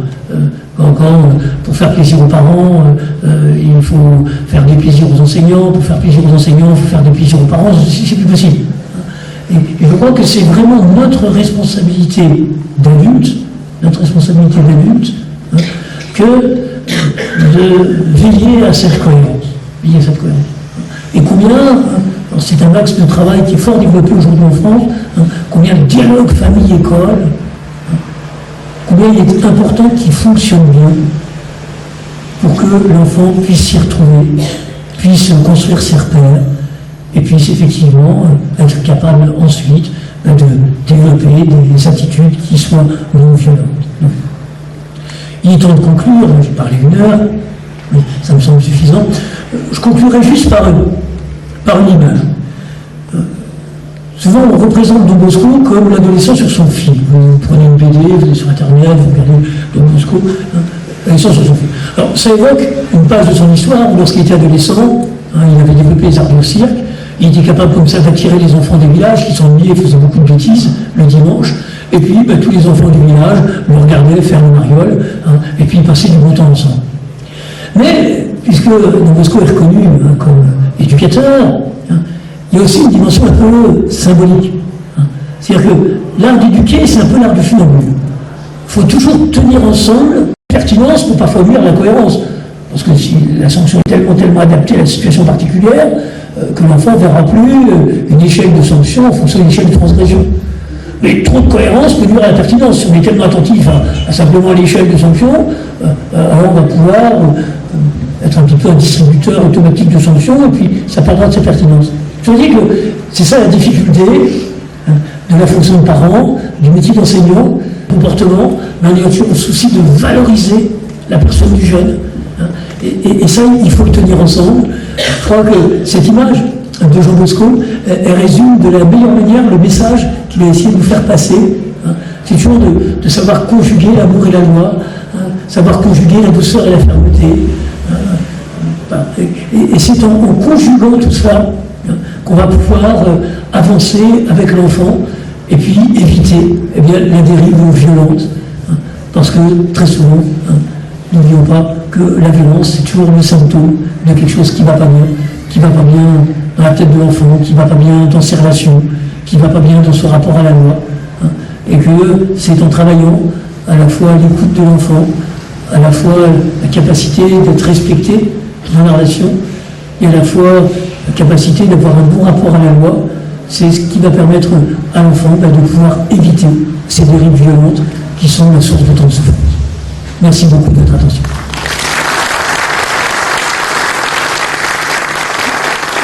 Nous vous remercions infiniment pour cet apport théorique si enrichissant. On passe maintenant à l'étape questions-réponses. Si vous avez des questions, des intervenants, vous pouvez les poser. À qui je demande la parole? N'hésitez pas, s'il vous plaît. La plus difficile, c'est sur la première question. Après, souvent ça. Alors, qu'est-ce qui va oser? Oui. Là, il y a deux premières questions. Bonsoir. J'ai assisté ce matin à votre présentation auprès des collégiens. J'ai assisté aussi cet après-midi. C'est intense, c'est un moment très très fort pour moi. Je crois que ça l'est pour l'ensemble de l'assistance. Et aujourd'hui. Et en fait, c'est pas pour ce soir. Alors, ma question, s'il vous plaît, concerne l'enfant victime de violence. Parce qu'il y a des enfants qui sont victimes de violences à répétition et pendant de longues années. Alors, comment procéder et comment gérer la relation avec ces enfants? Parce que on a beau aller vers certaines organisations, c'est-à-dire les organisations avec lesquelles ils sont en contact, mais le problème de la violence ne s'arrange pas, et donc ces enfants sont toujours victimes de violence. Je vous remercie. De réparer la blessure en termes d'estime de soi. C'est-à-dire que la violence, c'est pas tant la douleur du coup reçu qui est le plus difficile. C'est un peu la perception mais que je ne sais pas me défendre. Ça c'est, je ne sais pas me défendre. Je suis nul, je me sens déprimant. Donc je crois que la première chose, c'est vraiment travailler avec l'enfant qui ne se sent pas et se dire attends, c'est pas l'autre qui va abîmer et remanifester la confiance qu'on a en lui, voilà, qui est quelqu'un, que parfois c'était peut-être la bonne stratégie. Moi je me souviens comme ça, un enfant qui s'était fait racketter son magnifique vélo donc, que lui avait offert son père. Bon, c'était un drame, enfin je veux dire. Bon. Et c'était pas tant le vol du vélo, puis c'est dire mais comment je vais dire à mon père que le cadeau qu'il m'a fait il est parti, etc. Bon. Combien moi j'ai travaillé en disant, tu sais, moi je crois quand même que tu as eu la bonne stratégie, parce qu'il avait été paralysé. Je dis, regarde, tu es en bonne santé, ce que ton père préfère, c'est quand même que tu sois en bonne santé. Le vélo à côté, moi je préfère te voir toi en bonne santé sans ton vélo, que toi abîmé avec ton vélo. Bon. C'est-à-dire c'est assuré de se dire que dans la conduite, il n'a pas su essayer de toujours trouver ce qui peut être positif. Après, la question, c'est comment ensuite aider l'enfant ensuite à être capable de manifester son agressivité. Moi, je distingue l'agressivité et la violence. L'agressivité, c'est ce qui me permet de montrer à l'autre qui s'approche près de moi, que j'existe et qui me met en danger. La violence, c'est quand je vais pénétrer de force dans l'espace d'intimité de l'autre. Et que l'important, c'est d'apprendre à l'enfant à gérer son agressivité, de manière à ce qu'elle ne se transforme pas en violence. Mais il est aussi important, c'est le travail que je mène auprès de beaucoup d'enfants victimes, de les aider à s'autoriser à manifester leur agressivité. Parce que parfois, on a un style d'enfant qui ne s'autorise pas à manifester son agressivité. Alors, il devient une cible potentielle. C'est une cible potentielle. Et des fois même, ça peut énerver l'agresseur, qui de temps en temps, il dit, mais s'il n'y a rien, on en rajoute. Donc, il y a tout ce travail au niveau de l'enfant. Ça peut être aussi parfois par les arts martiaux ou par les paroles, mais c'est comment aider l'enfant à s'autoriser à manifester son agressivité. Que son estime de soi soit pas atteinte, s'autoriser à manifester son agressivité. Et puis après, bien sûr, il faut aussi travailler que l'agresseur puisse être sanctionné, etc., et qu'il soit bien positionné comme victime et pas comme responsable. Parce que, quand je dis, c'est moi, c'est parce que je ne sais pas gérer mon agressivité, c'est bien l'autre qui porte les coups. Il s'agit pas. Mais en tout cas, ils ont bien conscience que, j'en discutais ce matin avec les collégiens, quand on parlait du racket, c'est que très souvent, une fois la victime se tait, elle disait la première raison, c'est parce qu'elle a peur. Certes, mais il y a une deuxième raison, c'est qu'elle a honte. Et de se dire, d'être porteur d'un message fort, c'est qu'il ne doit pas y avoir de honte à être victime. Si honte il doit y avoir, c'est du côté de l'agresseur. Sans prendre à quelqu'un qui est plus faible et tout ça, c'est la honte, elle doit être... Donc, bien faire comprendre à l'enfant que cette honte, il doit vraiment lutter contre ce sentiment, parce que c'est pas la victime qui doit être habitée par la honte. Mais je vois des fois dans le cas, vous savez, d'abus sexuels, beaucoup, enfin, dans les études qui sont faites en France, la grande majeure partie des abus sexuels sont le fait de gens qui sont connus du jeune, soit d'environnement familial, ou d'environnement des proches. Bon. Donc on ne peut pas dire que c'est la peur, c'est pas la peur qui est la première source de silence. Très souvent, c'est la honte. Je me suis laissé faire, j'aurais pas dû. Ça aurait été mon frère aîné, ça aurait été mon cousin, il ne serait pas laissé faire. Bon. Et combien, ce qui est terrible quand on est victime, c'est que se surajoute souvent le poids de la honte. Déjà, le poids de la souffrance et la violence, et puis le poids de la honte. Alors, je veux dire que le poids de la souffrance, là, on ne peut pas tout enlever, il faut soigner les bleus avec les pommades, etc. Bon, mais ça, à la limite, ça peut se faire assez vite. Mais veut dire que ce qu'il faut travailler, c'est que le poids de la honte n'écrase pas. Et bien dire que, attends, la honte, c'est pas toi qui dois la porter, c'est l'agresseur.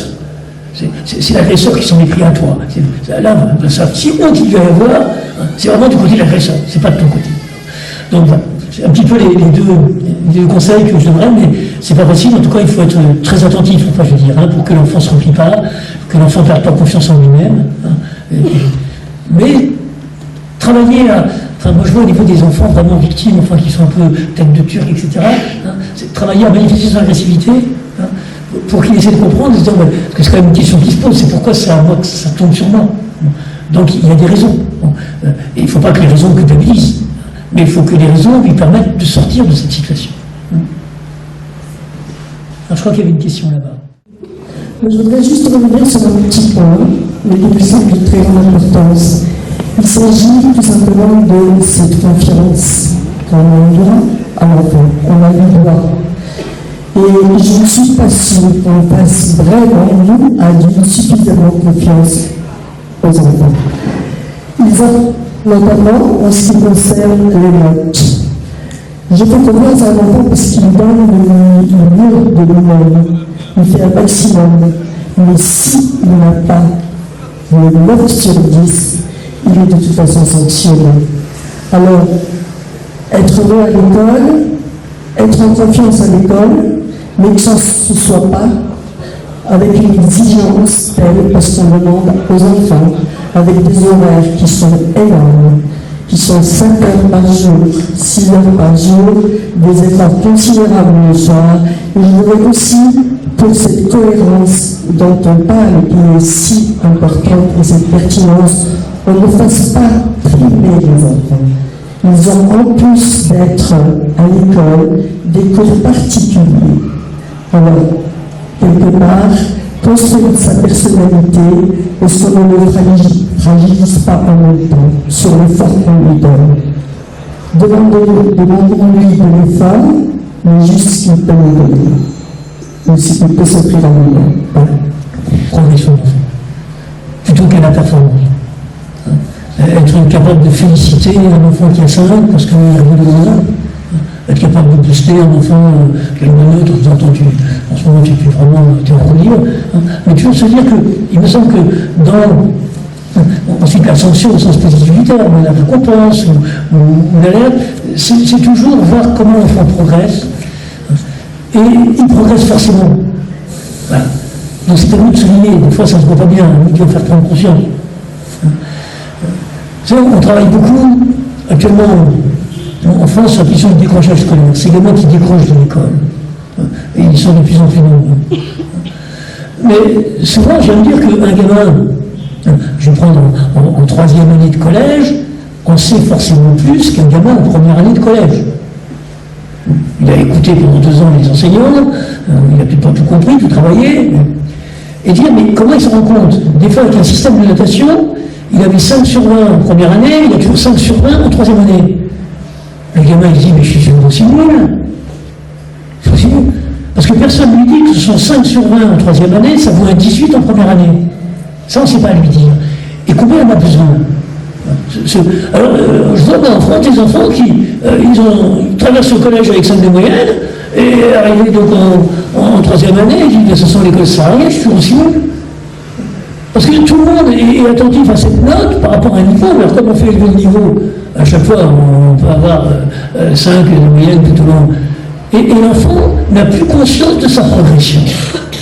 Et je crois que vous, parents, l'important, c'est toujours de faire prendre conscience à l'enfant comment il progresse. Parce que c'est ainsi qu'il augmente son capital de confiance en lui-même. Que votre premier rôle de parent, c'est toujours de l'aider à mémoriser ses réussites. Votre premier rôle de parent, c'est faire la fête lorsque l'enfant fait ses premiers pas, lorsqu'il saute pour la première fois dans la piscine, lorsqu'on enlève les roues stabilisatrices de vélo. Que chaque fois qu'on aide un enfant à mémoriser de la réussite, eh bien, on l'aide à prendre confiance en lui. Prendre confiance en lui. Or, c'est un moteur de la réussite, la confiance en soi. Et donc Bosco, dans sa pédagogie, c'est l'adulte doit faire confiance, il doit aider l'enfant à prendre confiance. Donc faire confiance, c'est jamais le juger à partir de ses comportements d'aujourd'hui, l'aider à prendre confiance en mémorisant la réussite, et puis en retour, lui permettre de faire confiance, ça c'est en étant crédible. Mais la confiance, pour Jean Bosco, c'est vraiment le mot-clé. Et combien on voit effectivement des enfants, s'ils commencent à perdre confiance dans leur capacité à progresser, alors après ils sont de plus en plus en difficulté. Et combien, moi je dis souvent, je rencontre parfois des enfants qui souffrent de devoir aller chaque matin à l'école avec le cartable trop lourd des ambitions de leurs parents. Et c'est trop lourd pour eux. Et que quand on est parent, on n'est pas là, parents pour que l'enfant réalise des projections qu'on peut faire sur lui, on est là vraiment pour l'aider à réaliser son projet, à l'accompagner à son rythme. Et ça, je crois que c'est un grand message, il nous faut en savoir, parce que trop d'enfants, effectivement, comme vous dites, peuvent être un peu brisés par une pression trop grande, par les attentes. Et après, ce qui est terrible, c'est que je vois la souffrance, moi dans mon bureau d'éducateur, des fois la souffrance de l'enfant qui sent qu'il ne pourra pas répondre à l'attente de son père, par exemple. Parce que alors ça c'est terrible, c'est pas tant la mauvaise note qui le fait souffrir.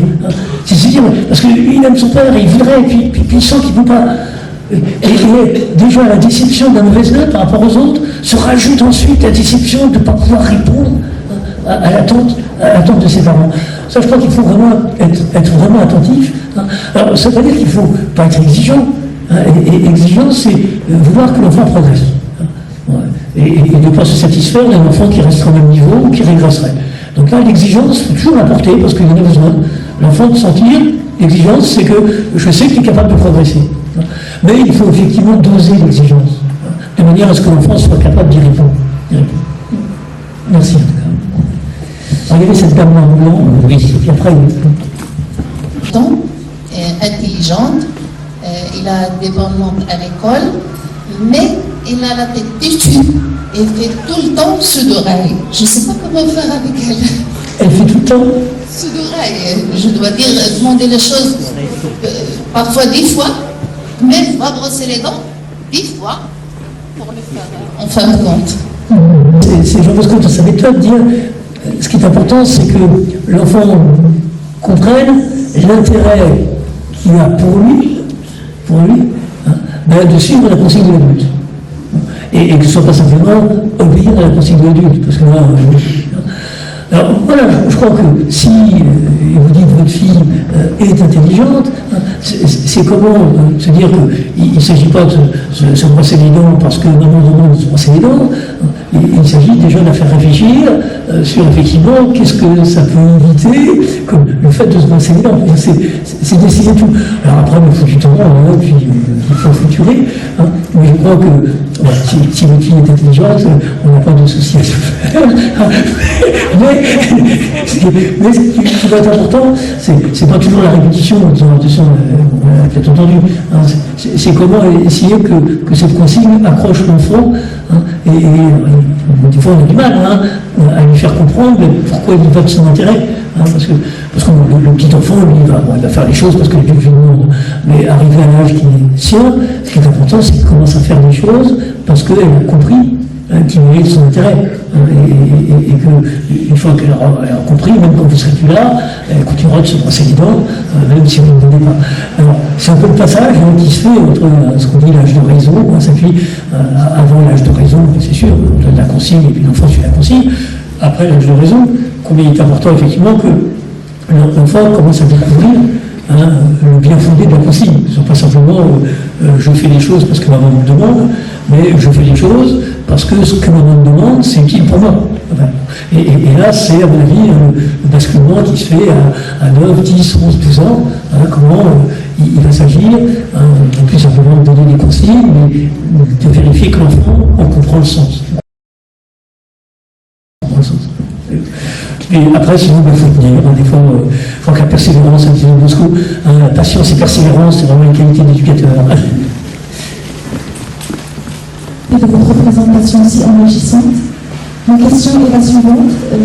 S'il vous plaît, comment résoudre le problème des disputes entre frères et sœurs au sein de la même famille, parce que comme vous savez, à un certain âge, 5, 6, 8 ans, et comment les parents doivent se comporter pour arrêter ce type de violence. Merci. Dans le sens que les disputes, c'est normal. Et que, vous savez tous, gérer une fratrie, c'est plus compliqué que gérer un groupe d'amis. Et que sur le fond des disputes entre frères et sœurs, c'est chacun qui veut se différencier. Et il faut savoir que vous êtes aussi des parents observés, et que chacun aurait envie d'être le préféré des parents, et voit l'autre comme un rival. Et combien des disputes, parce que des fois, vraiment tout peut être contexte à dispute, le fond de la dispute, c'est est-ce que j'ai autant d'importance que mon frère, ma soeur, en termes de vie de mes parents. Alors, pour les parents, je crois effectivement qu'il faut, surtout les petits conflits d'objets, il faut apprendre à gérer. Ce à quoi il faut être attentif, c'est effectivement de faire passer comme message qu'ils ne sont pas tous aimés pareil, mais qu'ils sont tous aimés autant. Parce que quand des parents me disent, moi j'aime pareil mes enfants, c'est quoi les parents me disent, oh, je comprends pas, moi j'ai 5 enfants, je les ai éduqués de la même manière, il y en a 4, ça va très bien, puis il y a le 5e, il est en pleine dérive. Moi je réponds toujours, on n'éduque jamais pareil ces enfants. On a toujours une relation très singulière avec eux, avec l'aîné, avec le second, avec la fille, avec le garçon. On peut avoir les mêmes principes éducatifs, mais la relation est forcément différente. Mais ce qui est important, c'est faire comprendre qu'on aime autant. Vous savez, c'est le risque parfois de l'enfant qui a été fils unique pendant 3 ans, et puis le petit frère arrive. Alors tous les grands-parents se basent. Ah, dis donc, t'en as de la chance d'avoir un petit frère, puis il parle de chance, qui vient à la tête des gens. Il était tout seul, ce qui m'étonne moins, puis maintenant il y a l'autre qui arrive, là, qui. Bon, et alors là, on a un coup de pied dans la qui comprend que la place, c'est moi qui l'ai. Bon, je veux dire, c'est pas évident, parce que l'autre qui arrive, quelque part, c'est un peu un rival. D'ailleurs, quand on prend le texte sacré de la Bible, le premier meurtre, c'est un fratricide. Le premier meurtre, c'est un fratricide. C'est des frères qui estimaient qu'ils n'étaient pas aimés pareil du père, et qui ont voulu se casser. On vient dire que c'est bien inscrit cette difficulté dans le rapport frère-sœur. Alors, il y a cet enjeu, de la foi, donc on est issu du même amour, et puis on doit se différencier. Alors, être parent, bien sûr, c'est surtout là. Ce qui peut gérer après, c'est quand il y a vraiment l'un qui manifestement chouchou des parents, alors c'est sûr qu'il va se prendre. On dit que des fois, être le préféré des parents, c'est la position la plus difficile, parce que rapidement, il pourrait devenir victime des 2 autres. Pourquoi c'est lui chouchou? Donc là, ça nécessite, quand on est parent, de bien être attentif, que chacun ait sa place, que chacun accepte d'être différent. C'est différent. Je prends aussi cet exemple, vous savez, au niveau d'un enfant que j'ai suivi, qui était le frère aîné, et le second était handicapé. Et finalement, celui qui allait le plus mal, c'était l'aîné. Et il allait tellement mal qu'à un moment, il arrivait à m'exprimer dans mon bureau, parce qu'il y avait eu un accident. Et moi, je ne comprenais pas pourquoi. Un gamin qui, chaque fois, faisait toujours attention en traversant, etc., pour que ce jour-là, j'étais fait renverser. Et quand j'expliquais, c'était que pour lui, il pensait qu'en étant à l'hôpital, il pourrait au moins être autant aimé que son frère. Vous savez, jusqu'où ça peut aller dans la tête? Ça allait jusque. Parce que lui, ce qu'il voyait, c'est que ses parents s'occupaient énormément du second, qui avait un handicap. Et les parents, bien sûr, s'occupaient forcément, passaient plus de temps avec le second. Mais combien j'ai dit aux parents, attendez, ce qu'il faut faire passer comme message, c'est que vous aimez autant. C'est-à-dire que le message qu'il faut faire passer, c'est dire que tu vois, pour nous, t'aimer, c'est être présent au moment où tu fais tes lacets. C'est compliqué quand on est capable de faire ses lacets. Toi, tu as besoin de 3 minutes. Ton frère, il a besoin de 20 minutes. Donc, je vais être présent à côté de ton frère pendant 20 minutes. Toi, auprès de 3 minutes. Mais ça, c'est pour vous aimer autant. Et si ce message-là n'est pas dit, vous voyez, si ce message-là n'est pas dit, des rivalités peuvent se forger. Si l'enfant pense qu'il va être aimé moins parce qu'on s'occupe moins de lui. Donc ça, je crois que c'est la chose à être vigilante. Alors après, pour les disputes, voilà, je crois qu'il faut effectivement veiller à ce que ça ne dégénère pas en violence, donc apprendre ensuite aux enfants effectivement à gérer ces conflits, sans que ça dégénère en violence, pas forcément à se mêler à la dispute. Il y a des choses qui vont friler entre eux. Mais il faut savoir aussi, vous savez, c'est ça qui est, c'est la thèse de Girard sur la violence, hein, c'est que, au niveau du jeune enfant, je pense que des maîtresses peuvent faire l'expérience. Hein. Vous mettez deux frères, l'un à côté de l'autre, là et lui.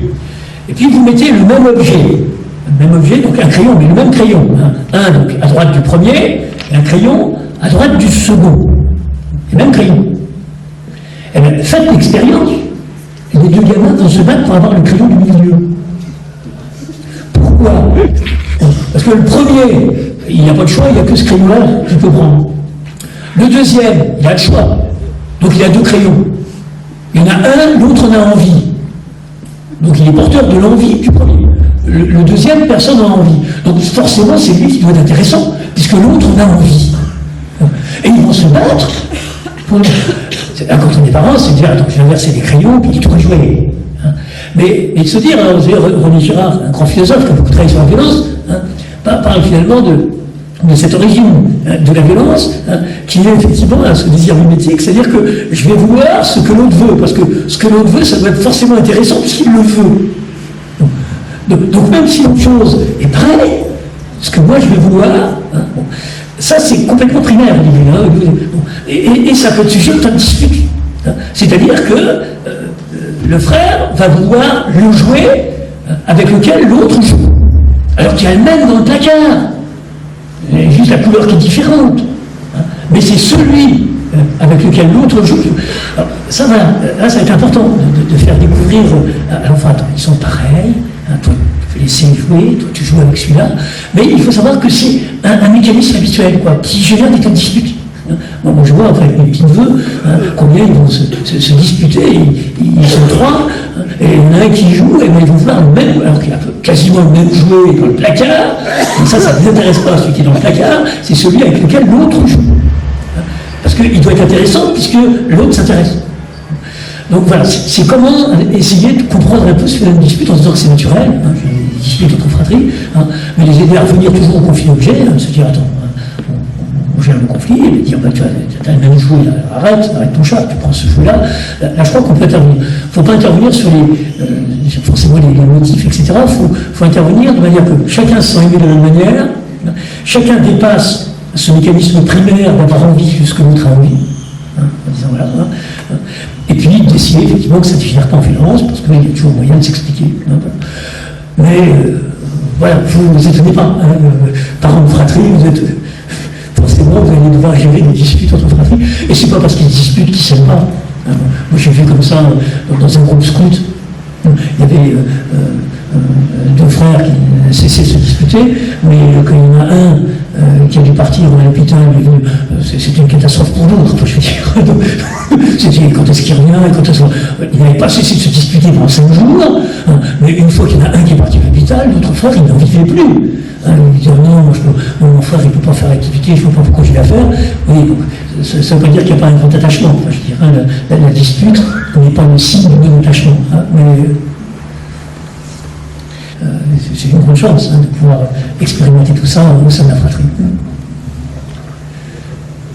Son jeu, et qui peut paraître un peu choquante pour certaines personnes, mais bon, j'aimerais bien avoir une petite idée sur votre avis. Dans notre culture, dans la culture de certains de nos compatriotes marocains, il vaut mieux taper les autres que de se faire taper. Hein? Certains parents éprouvent de la joie ou encore ne bougent pas leurs petits doigts quand leur enfant violente ou agresse, soit physiquement, soit verbalement, un autre enfant. Tant que mon enfant est épargné, tant que mon enfant est en position de force, il n'y a pas de problème. Là, je vous demande, s'il vous plaît, quel message pourriez-vous transmettre à ses parents? Je vous remercie. Aux collégiens, et que je disais aussi au niveau des écoliers, hein, c'est cette idée qui est quand même largement présente, hein, des fois dans la tête des hommes, hein, que quelque part, le plus costaud est le plus respectable. Le plus costaud, le plus respectable. Je disais aux collégiens, ça c'est ce qui se passe chez nous. Chez nous, quand on veut prendre le commandement de la meute, eh bien, il faut montrer qu'on n'a peur de personne et qu'on est capable d'affronter n'importe quel mot de la meute. Puis une fois qu'on est installé comme chef, s'il y en a un autre qui veut défier le chef, eh bien, il faut qu'il y ait le premier qui en gagne, et puis s'il gagne, eh bien, il deviendra chef. Je dis, chez les hommes, c'est un peu différent. Je leur disais, j'imagine que aux prochaines élections municipales, on ne va pas mettre un ring devant le perron de la mairie de Kénitra, et puis on va faire un combat entre les candidats, et puis le candidat qui aurait été capable de casser la figure à tous les autres candidats, on va choisir comme maire. En ce moment, ce sont les élections présidentielles, proximité des élections présidentielles en France, donc tous les candidats se préparent, et on parle de primaire, comment essayer de trouver le meilleur candidat, et si on n'a quand même pas comme idée de se dire, mais attendez, j'ai une solution, parce qu'ils sont en ce moment pour la droite, ils doivent être 8, eh bien on va installer un ring devant le perron de l'Élysée, hein, et puis ils vont se battre, hein, et puis celui qui aura connu tout le monde, hein, eh bien ce sera notre chef. Je ne pense pas que la société des hommes puisse marcher comme ça. Et ça, je crois que c'est important à dire. C'est-à-dire, sortons de cette idée un peu primaire, que celui qui est le plus costaud et le plus respectable, je veux dire que celui qui a été victime des coups, c'est peut-être un génie en musique. Et c'est quand même un peu dommage d'avoir abîmé sa main, parce que ce type qui lui est doux, et attentif, et est génial au piano, ce serait dommage que sa main ait été abîmée, et que... Alors, vous avez raison de se dire, je crois qu'il faut vraiment qu'on aide nos enfants à sortir, parce que je sens combien de génération en génération, j'entendais des collégiens, quand je leur demandais les raisons qui conduisaient à être violents, beaucoup c'était pour se faire reconnaître par les autres, pour être existé, certains c'était aussi, ça se passe aussi comme ça dans la famille. Bien voilà, que chez les hommes, il me semble, le message que je passais aux enfants, c'est de dire que vous êtes complètement unique, il y a 6 milliards sur la Terre, il n'y en a pas un seul qui te ressent. Pas un. Tu es complètement unique. Même si tu es un jumeau, il y aura des différences. Vous risquez de vous battre, ça ne va pas. Et se dire, et tu l'as avec tes talents, tes dons, tes qualités, et qu'on a tous la même valeur.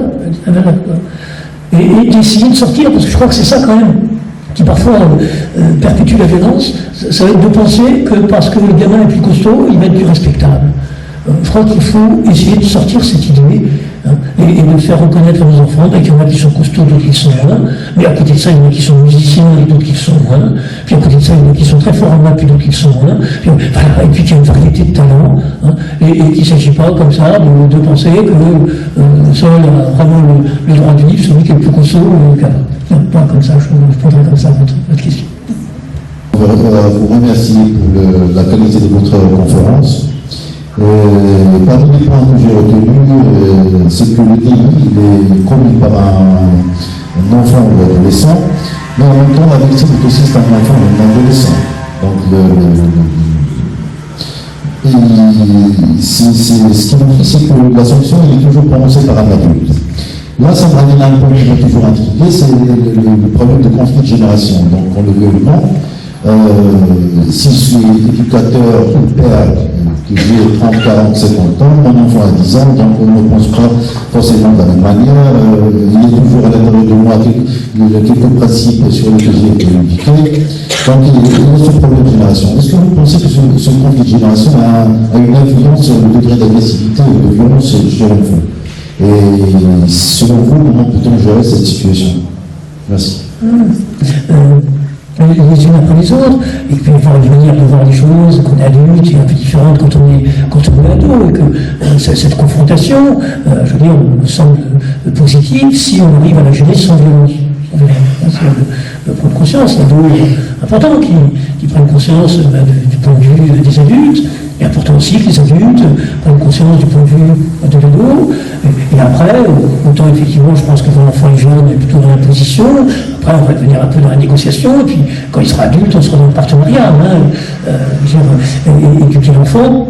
Hein, c'est faire quitter l'enfance, qui est une situation de complète dépendance des adultes, pour arriver ensuite à l'âge adulte, où il sera partenaire des autres adultes. Donc il y a tout ce chemin où il se construit, puis l'adolescence, c'est la période un peu de turbulence entre les deux, où il n'est plus un enfant, puis il n'est pas encore un adulte. Donc et on a un phénomène dans nos sociétés d'allongement de la période d'adolescence, c'est ça qui rend les choses un peu difficiles. Parce qu'il faut savoir que dans les sociétés primitives africaines, l'adolescence durait une semaine, le temps des rites d'initiation, et l'enfant passait du statut d'enfant au statut d'adulte. Et voilà, donc, alors que l'adolescence dans une société moderne, c'est la période où l'enfant est physiologiquement adulte, puisque voilà, sa sexualité s'est développée, il serait capable de procréer, et socialement enfant, puisqu'il est autonome. Bon. Et on a une période qui a tendance à s'allonger de plus en plus, parce que à la fois on a un rajeunissement de l'âge d'entrée en puberté, et puis à la fois on a un retardement de la véritable entrée dans la vie sociale à cause de la crise de l'emploi, du logement. C'est de plus en plus difficile des fois aux jeunes de pouvoir prendre son indépendance. Bon. Donc on a cette période d'adolescence qui, effectivement, cet allongement est un peu problématique, parce que c'est une problématique de l'adolescence qui... je me souviens, nos grands-mères parlaient de l'âge bête, bon, quand c'était limité dans le temps, quand ça s'étale, ça commence à devenir des fois insupportable. Et puis, on parle aussi de l'adolescence comme étant un peu l'âge un peu ingrat. Je ne sais pas si vous êtes des adolescents, je ne pense pas que la gratitude soit la qualité première d'adolescent. Merci papa de partir tôt au travail car c'est grâce à toi qu'on peut vivre. Merci maman d'aller faire les cours. L'adolescent est tellement préoccupé par tout ce qui se passe dans sa tête, comment il se positionne et tout, il y a peut-être des exceptions, mais on ne peut pas dire que la gratitude. C'est pour ça que quand on est parent, des fois, on a un peu de mal, parce que le petit enfant c'est tellement gratifiant, il sait tellement vous dire qu'il a besoin de vous, l'adolescent il commence à prendre un peu ses distances, il dit attends, voilà, je suis en train de construire ma vie. Alors voilà, après, oui, il faut que les générations... ce qui me paraît important, c'est ça, c'est de ne pas avoir de jugement de valeur. C'est-à-dire, un jour, je ne sais pas, je faisais comme ça une conférence sur l'adolescence, et puis il y a une père de famille qui me dit, enfin, prenez compte, les musiques qu'ils écoutent, on ne peut pas appeler ça de la musique, c'est du bruit, c'est n'importe... Et je disais donc à ce père, c'est exactement ce que me disait mon père quand j'écoutais du rock quand j'étais jeune. Exactement. C'est pas de la musique, c'était du bruit. Non, ça, il faut se méfier, parce que Socrate disait déjà les jeunes d'aujourd'hui sont devenus malfaisants, paresseux, etc. Il y a toujours le risque d'avoir un peu un regard négatif sur la génération qui suit, qui ne sera jamais à la hauteur de ce qu'on a été. Et quand spontanément vous comparez les jeunes d'aujourd'hui aux jeunes que vous étiez, c'est plutôt du négatif de leur côté puis du positif de chez vous. Nous aussi, c'est pas des petits seins quand on était ados. Voilà ce que je dirais. Donc, je crois qu'il faut un peu dédramatiser tout ce qui peut se jouer en disant que voilà, il y a cette turbulence de la construction, et puis il va falloir accompagner cet enfant vers l'âge adulte. Il s'agira de savoir se poser de temps en temps. Je crois que je vous dis, l'enfant qui vous dit jamais non, il grandit à toute puissance. Mais il faut savoir que l'âge d'adolescence, c'est plus difficile de dire non que de dire oui. Parce que si vous dites non à votre ado de 15 ans un soir à 19h, ça vous gâche toute la soirée. Essayez. Si vous dites à quelle heure tu veux rentrer chérie, mais de temps en temps, voilà, il y a besoin que l'ado intègre un petit peu les règles de la vie en société, que tout n'est pas toujours possible tout le temps. Ça, c'est le petit enfant et qu'il va falloir qu'il apprenne à vivre avec les autres. Je crois que je vais poser. Merci à vous dans cet échange. Alors, c'est une question qui revient toujours et qui est la suivante. Comment se fait-il que notre génération d'adultes actuels rencontre plus de difficultés que celle d'hier à apprendre à la jeune génération d'aujourd'hui à gérer son agressivité et à réguler sa violence?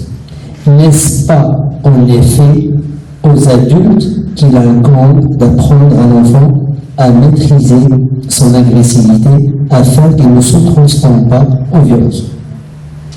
Oui, il ne faut pas se culpabiliser, c'est pas parce que les parents aujourd'hui seraient devenus plus mauvais parents, c'est parce que c'est toujours plus difficile d'éduquer dans une période de mutation.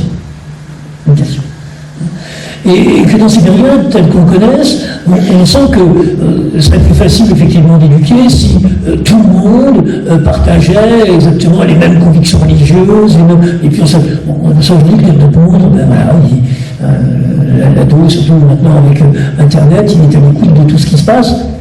Et donc, on a cette ouverture de nos ados sur le monde, en particulier avec Internet, qui est à la fois une chance, mais qui est aussi une difficulté. La difficulté, ce serait de considérer que tout se vaut, que la relativité, tout est relatif, de toute façon. on a cette donnée un peu nouvelle, hein, que nos ados, effectivement, ils sont dans un monde ouvert, et que c'était effectivement plus facile hein, quand dans le village où tout le monde avait les mêmes méthodes d'éduquer, tout le monde avait les mêmes repères, bon, ben, la transmission, ça se faisait plus facilement, alors que dans le monde d'aujourd'hui, eh bien, voilà, on sent que ce qui est considéré comme valable ici est pas considéré comme valable là, et on est dans... Et c'est plus exigeant. Et puis, pourquoi il est plus difficile d'être parent? Parce que vous êtes confronté à des problèmes un peu nouveaux. C'est-à-dire il faut savoir qu'au départ, quand on est parent, l'enfant nous pose une question, ça nous rappelle un peu les questions qu'on se posait quand on était enfant, et puis, dans la réponse, on s'appuie un peu sur l'héritage transmis. C'est-à-dire que, et donc, par rapport à ce que nos parents ont fait, on a cette base-là, et puis soit on va imiter, soit on va prendre le contre-pied parce qu'on trouvait que c'était pas adapté, mais en tout cas on construit la réponse à partir de quelque chose. Et donc l'enfant qui ramène une mauvaise note, l'enfant qui ramène... Mais par rapport un peu aux nouvelles questions qui se posent, à quel âge on donne un portable, vous avez beau puiser dans l'héritage transmis, il n'y a rien. La question ne se posait pas. Est-ce qu'on permet donc, à l'enfant d'avoir accès à l'ordinateur?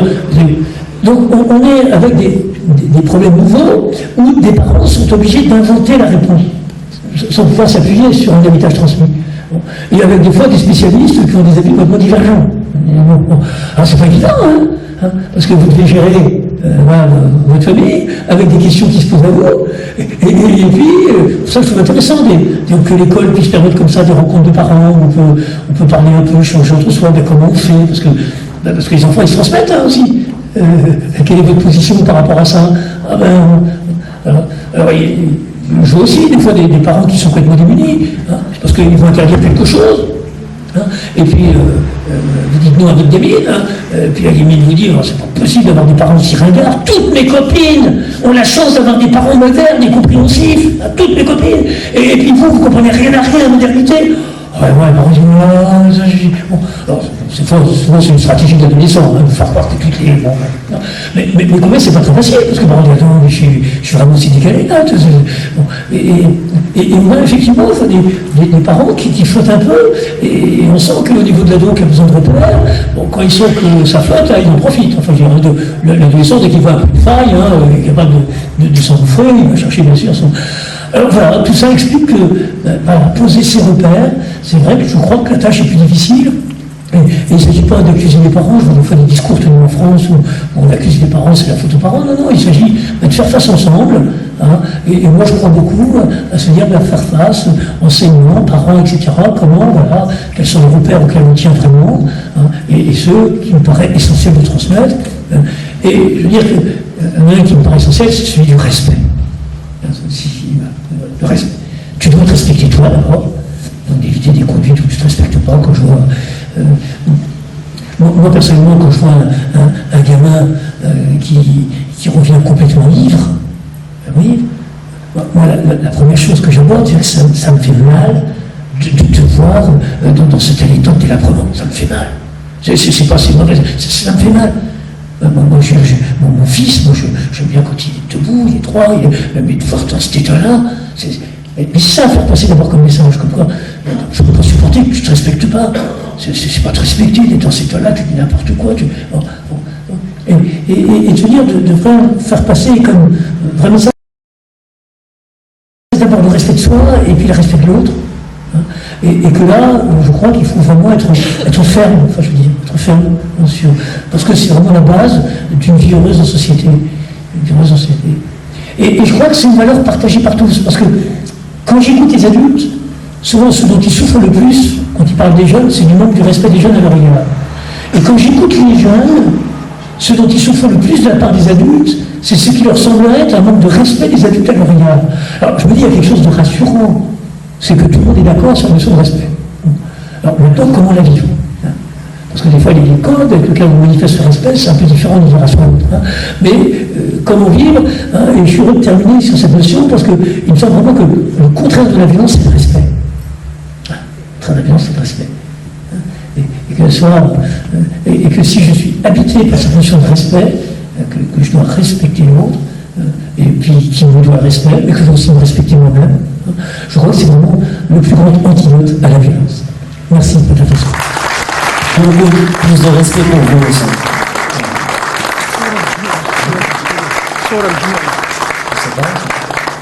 Vous voulez une photo ensemble?